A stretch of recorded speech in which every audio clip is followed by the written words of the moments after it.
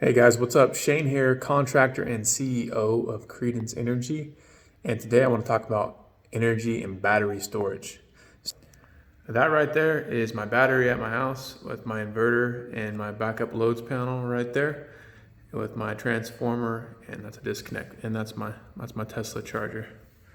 So basically how this thing works is you're going to see right here.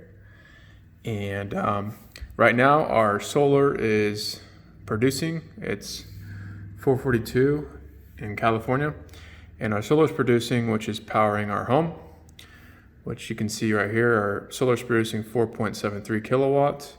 There's our home at 0.74 kilowatts. And we have an excess production right now of solar, so it's charging our battery. And you can see right there, we're pulling from the grid a little bit because the meters inside the inverter and my electrical panel on the other side of the house take a little time to reinitiate and get those readings. But anyway, when the sun is not producing, what happens?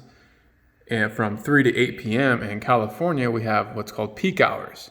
So we have higher charges. That's where your mom and your grandma would go, and they would do the clothes in the morning or late at night and the dishes and stuff like that. So 3 to 8 p.m. is peak hours. So during these peak hours, when our solar is not producing, we want to pull from our battery. So at about 6 p.m., 6:30 p.m., we're going to start pulling from our battery because our solar is not going to be producing as much.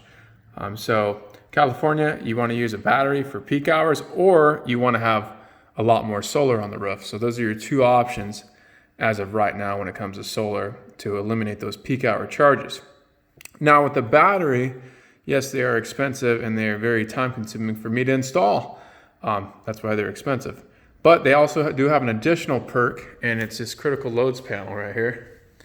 And when the power goes out, you have your loads, which are right here. I have my kitchen, my Wi-Fi, what's this? This is my room.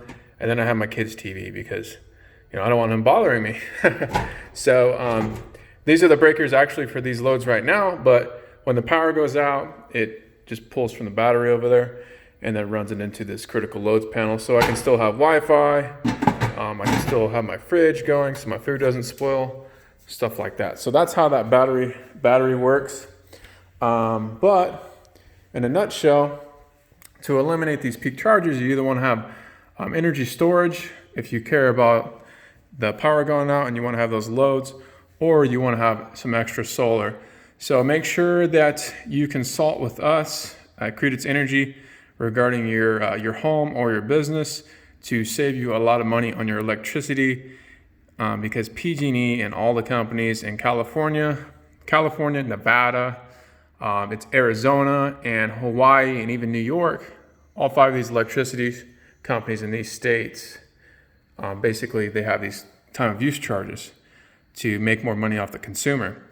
So this is another example of the monitoring, but that's what I've used at night, and that's what my solar is producing. So there you go, there you have it. So that's basically it. Again, we're a licensed bonded contractor. I'm the guy who got the license. So hit us up for your next energy project.